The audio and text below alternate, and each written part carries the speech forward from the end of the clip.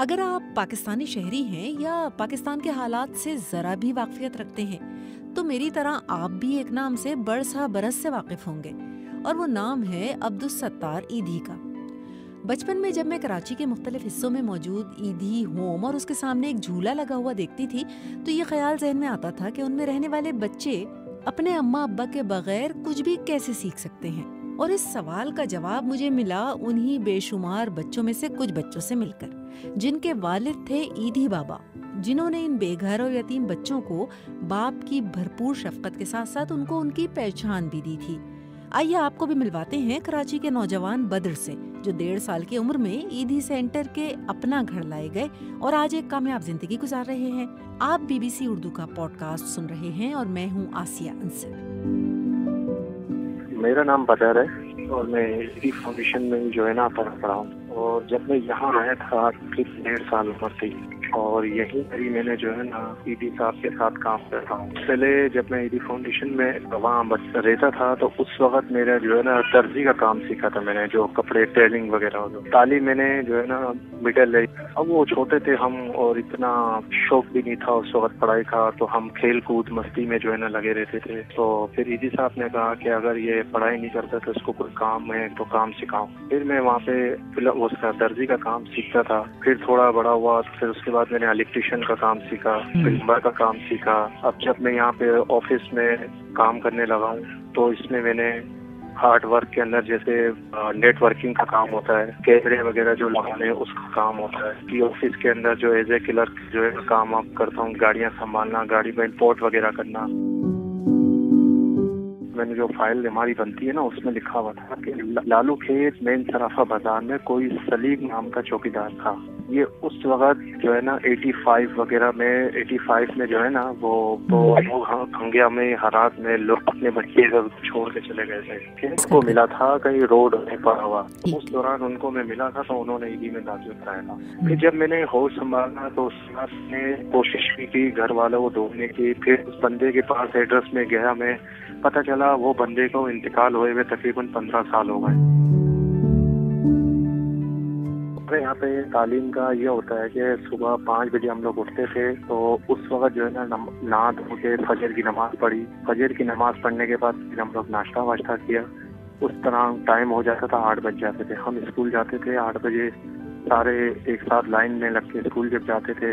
School سے آنے کے بعد ہم نے ظہر کی نماز پڑھی، نماز پڑھنے کے بعد کھانا کھایا، کھانے کے بعد مدرسے سے جاتے تھے وہ مدرسہ پڑھنے، اور جو مدرسہ پڑھتا تھا وہ مدرسے پڑھ رہے ہوتے تھے، اور کچھ بچے جو ہے نا درزی ٹیلر کا کام سیکھتے تھے۔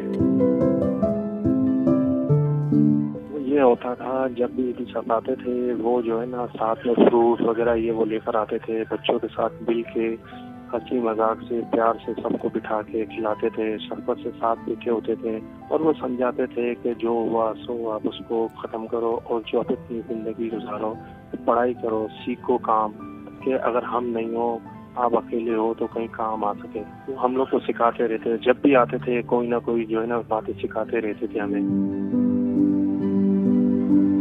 ماشاء اللہ سے ایدھی صاحب کے آیات پہ جو ہے نا شادی ہوئی، ماشاء اللہ سے 4 بچے ہیں۔ اب جو ہے نا ایدھی میں ہی ایز اے کا کام کرتا ہوں فیصل بھائی کے ساتھ۔ فیصل بھائی نے بھی ہمیں بہت کوشش کی کہ ہم پڑھے لکھے، میٹرک کرے۔ اب ہم چھوٹے تھے، ہنسی مذاق کھیل کود مستی مذاق میں لگے رہتے تھے، تو اس لیے ہم نے ان کی باتوں بھی درگزر کیا تھا۔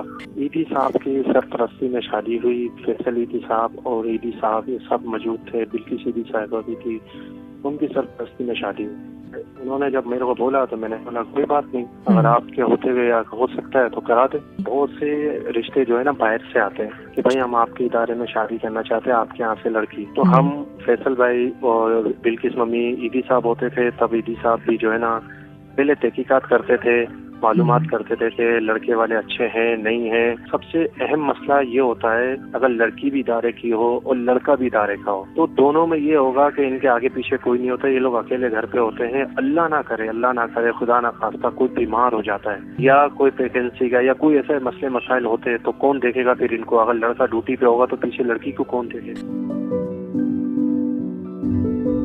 شناختی کارڈ پہ یہ مسئلہ تھا کہ انہوں نے یہ جب ہم شناختی کارڈ بنانے گئے तो ये तरह तरह के सवाल कर रहे थे, माँ का शनाख्ती कार्ड लाओ, बाप का लाओ, दादा का लाओ। ये मैंने बोला कि भाई हमारे पास तो ऐसा कुछ भी नहीं है। फिर ईदी साहब ने कहीं नादरा के बड़ों से या किसी से बात की, अब क्या बात हुई ये हमें नहीं पता। फिर जब ईदी साहब ने फिर हमें लेटर बना के दिया, फिर हम नादरा के यहाँ गए और वहाँ पे शनाख्ती कार्ड बनाया, तो उन्होंने फिर मेरे बाप की जगह पे अब्दुल्ला लिख दिया, यानी अल्लाह का बंदा। फिर मेरा शनाख्ती कार्ड बना था।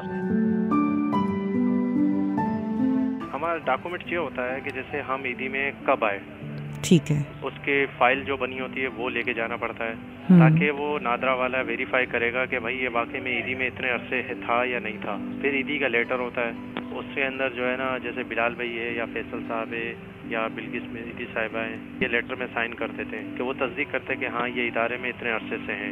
हम लोग तो ये चाहते हैं कि जब हम लोग जाते हैं वहाँ पे वो शनाख्ती कार्ड बनाने, ये तरह तरह के सवाल इस तरीके से करते हैं ना, तो वो बंदे को चुभती है। अगर कोई भी बच्चा अपने माँ बाप के घर से गुम होता है या कोई इदारे के झूले में डाल के चले आता है, तो इसमें बच्चे का कसूर तो कोई भी नहीं है ना।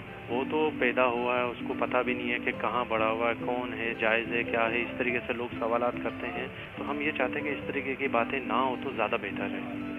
इसके अंदर क्या होता है कि अगर मिसाल के तौर पे बहुत से लोग रिश्ता दे देते, फिर मालूमात करते हैं तो पता चलता है इस तरीके से, तो वो रिश्ते तोड़ देते।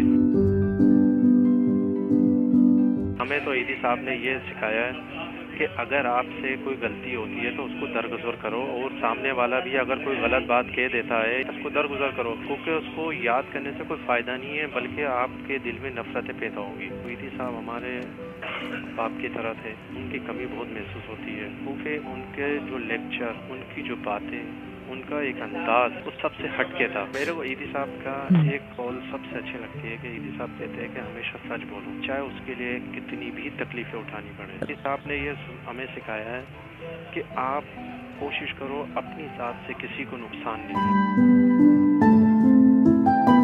आपका जब इंतकाल हुआ SIUT में थे, मैं वहीं पर ही मौजूद था। फिर हमें जब पता चला ईदी साहब का इंतकाल हो गया, तो मैं वहीं से, ईद का तीसरा दिन था और वो 8 जुलाई था, मैं यहीं से डायरेक्ट वहाँ गया कब्रिस्तान, वहाँ पे जो हम ईदी साहब जहाँ दाखिल वो दफन हुए तो नूरियाबाद में, वहाँ कब्र भी हमने खुद ही साफ सफाई वगैरह ये वो सब हमने खुद की अपने हाथों से। जब वो उनका इंतकाल हुआ था तो हमें बिल्कुल ऐसा महसूस हुआ था जैसे हमारे बाप का साया हमारे सर से उतर गया है। उसकी कमी तो पूरी तो नहीं हो सकती है, और क्या कर सकते हैं, अब उनको याद करने के अलावा तो और कुछ कर ही नहीं सकते हम।